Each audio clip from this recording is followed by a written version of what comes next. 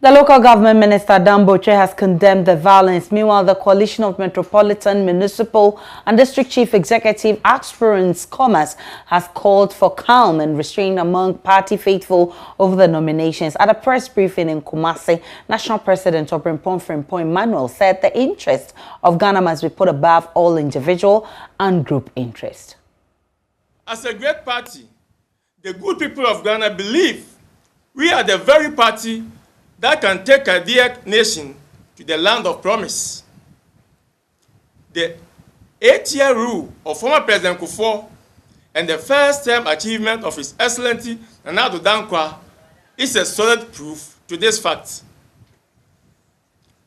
Therefore, the mantra breaking the 8 couldn't have come at a better time than this. Notwithstanding, we must understand that this mantra can be achieved on a silver platter. It will take hard work, unity, and sacrifice to achieve. It is for this reason that Commerce exists. We have a political enemy that is roaring like a hungry lion for power. By this refer to the NDC. We will not underestimate them in any way. With one mind, one spirit, and one purpose, the NDC's John Dramani Mahama will be retired come 2024. Dear people and colleagues, let me once again emphasize by saying we have a goal to achieve. And the central goal is to build our nation and give hope to our people. We cannot afford to repeat the mistakes of 2008. And to do that, unity is key. So we once again urge all of you all over this nation to admit and accept the present appointments in good faith. We are all joining this coalition. Any member who was aspirant, any person who had a desire to become MCE, DCE, whatsoever in this regard, we are all joining hands. Whether you lost, whether you won, we are all joining one force. We are all working together, backing our MPs. If I may recall 2008, Nana Addo won in the first round 100,000 plus. But during the rerun, the message of the NDC was that we have been able to capture parliament. So Ghanaians, if you don't give us the presidency, we will frustrate the president and we will not permit him to work. In all, 222 men and 38 women were nominated. Remember, there's been calls for more women to be given the opportunity to serve in the assemblies. What does 38 women out of 260 nominees mean for local governors? We'll get more on this one, but let's speak with Dr. Eric Odrosan, who is a local governance expert, for more on this one. Doc, I'm grateful for your time this afternoon. Thank you, and good afternoon to your listeners. Right. So first, the long-awaited list is out. Now it's been met with pockets of agitations and violence. Is this a kind of anger needed for immediate reforms? Well, thank you very much. I will not say it is the kind of anger that is needed for immediate reform. It's rather unfortunate that people are demonstrating and then protesting. And I think this is happening because of the initial list that came out, the leaked report, which should not ordinarily be the case. People must know that it's only one person who can become a chief executive. But to directly respond to your question, it tells us that we should revisit the issue of electing MMDCEs because citizens then want to have more active participation in the election of their leaders. But was this not expected? I mean, from where you sit, with the information that you have and knowing how it's been throughout the period, and also looking at the delay, were you not expecting some of these agitations? Oh, Well, I was expecting, naturally, in any system where there are winners and losers, it is possible that the losers would express some level of disapproval of the status quo. So yes, it was expected, but I was also expecting that it will be managed, because once you know that every 4 years this thing happens, you put in place an arrangement to manage it. So I want to believe that the powers that be will take a cue from this one and then find a way of managing it. Have you taken your time to look through the list of people who have been appointed? I mean, what do you make of this list? I have, after going through the list, I noticed that majority of those who were MMDC in the first term were retained. I also noticed some level of improvement in the women that have been nominated. However, because I did not have the benefit of seeing the aspirant, those who applied, the list of those who applied, I'm finding it difficult to connect the number of women who applied as against those who were nominated. But I see some level of improvement in the number of women that have been nominated this time around, though I do not have the specific baseline as to the number of women that were in the previous administration as MMDCs. We'll get more into the number of women because there's been a lot of campaign to allow more women to get into these positions. But let's look at first at the issue you raised, the fact that this brings about the conversation of electing MMDCEs. I mean, what would it take for us to get there? I think we need a national consensus, because the issue of electing MMDCEs are in two areas.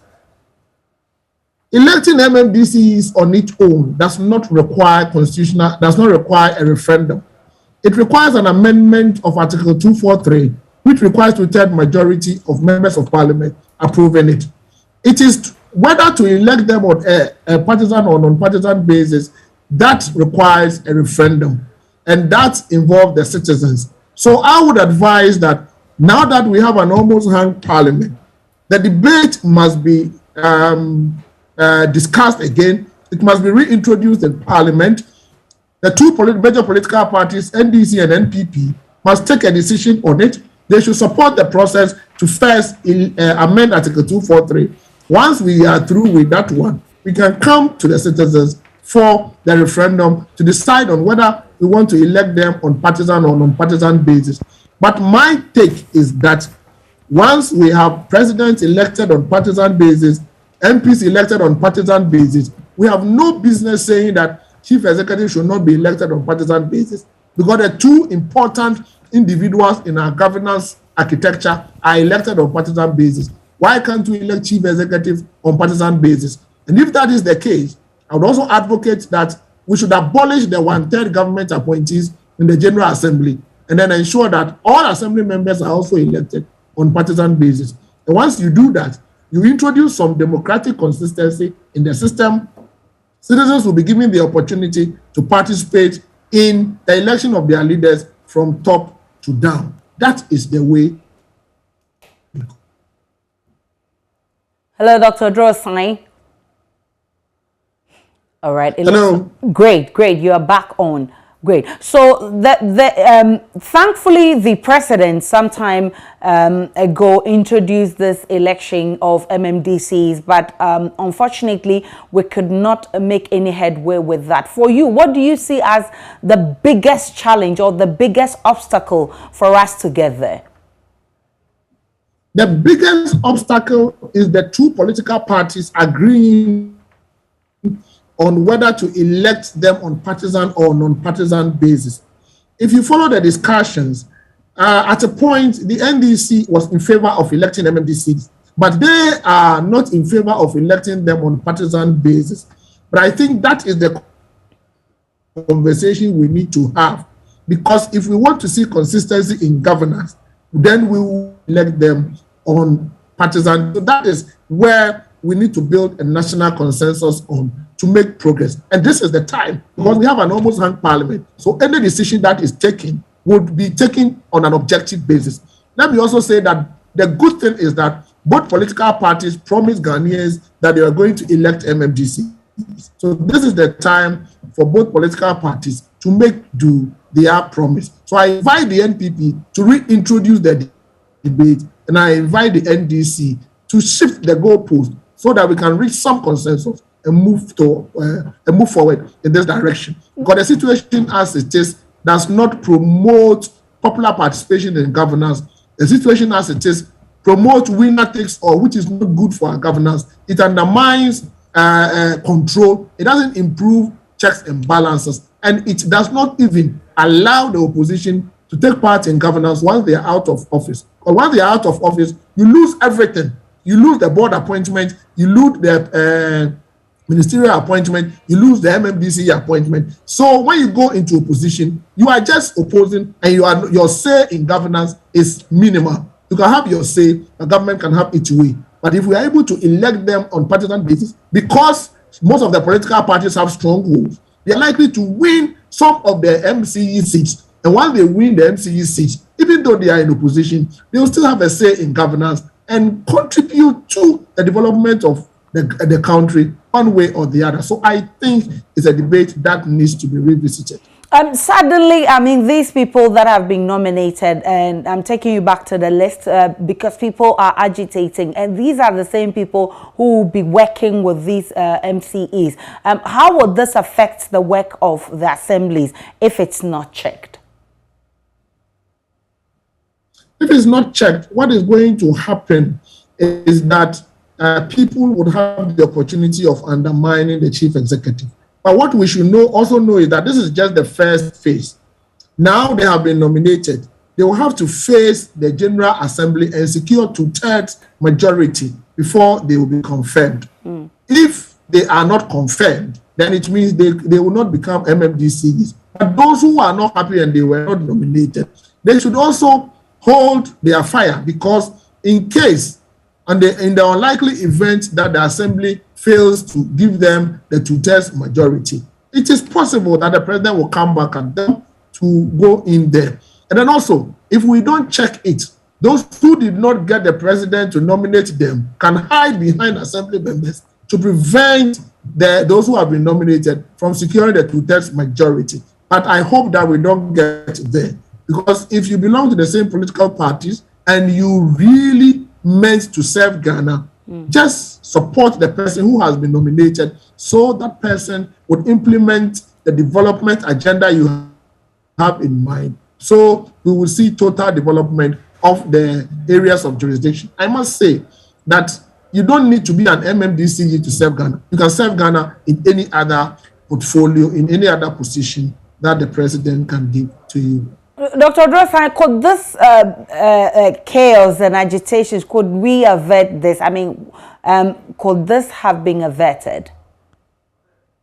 I think they did their best to avert it because of the bottom-up approach they used and the consultative basis they used. I think what has really, it is not widespread, but what is allowing even the pockets or the small nature of the violence we are seeing to happen is the leaked report. The committee report that came out raised people's hope.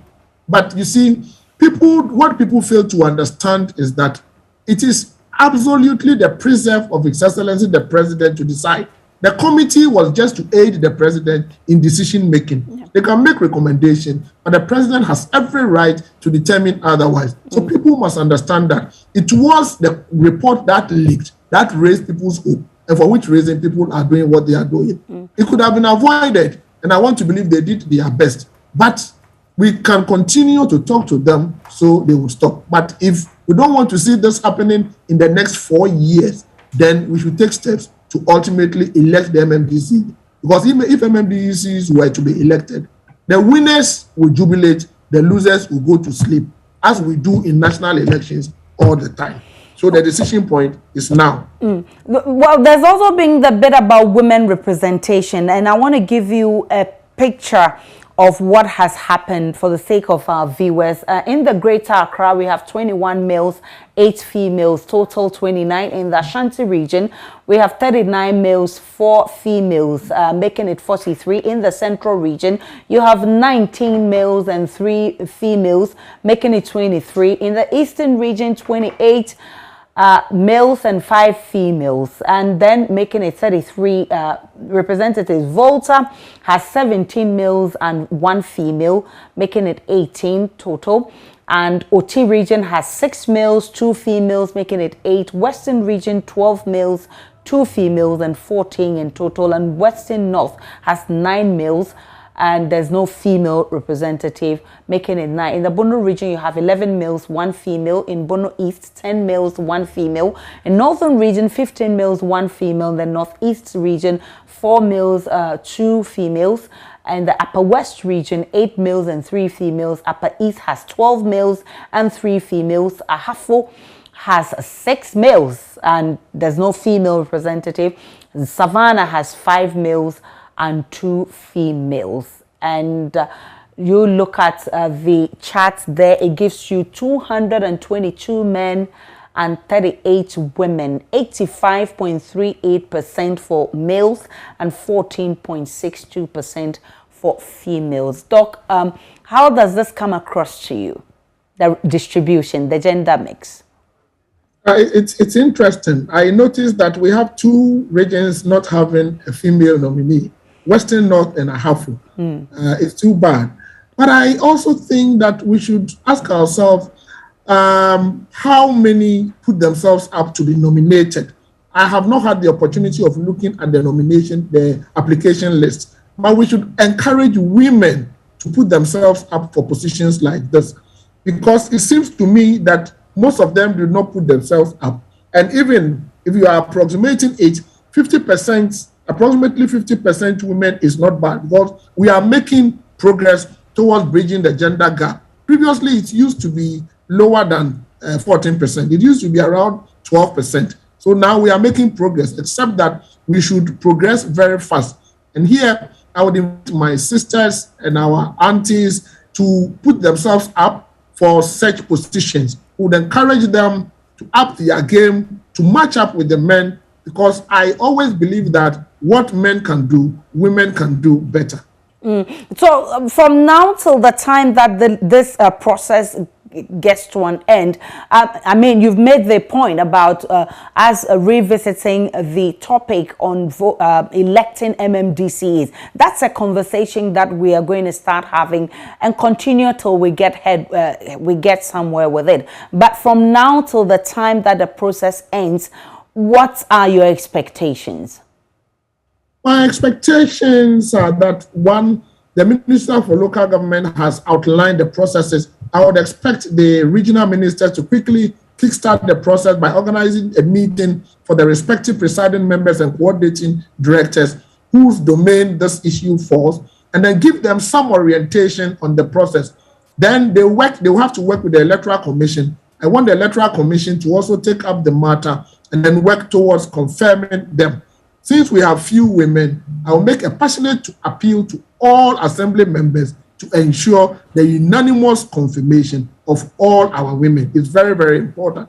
So the process must continue. People must acquaint themselves with the requirement of the model standing orders of the district assembly, because it is the one that guides this process, so that we would have minimal rejections. If I had my way, within the next 14 days, we should be able to confirm all of them. So the duty is on the regional ministers to ensure that they secure those confirmations. Else, it will continue. If it continues, will delay in our development agenda. Dr. Oduro, I'm grateful for your time this afternoon. Dr. Oduro is a local governance expert. He's also a lawyer.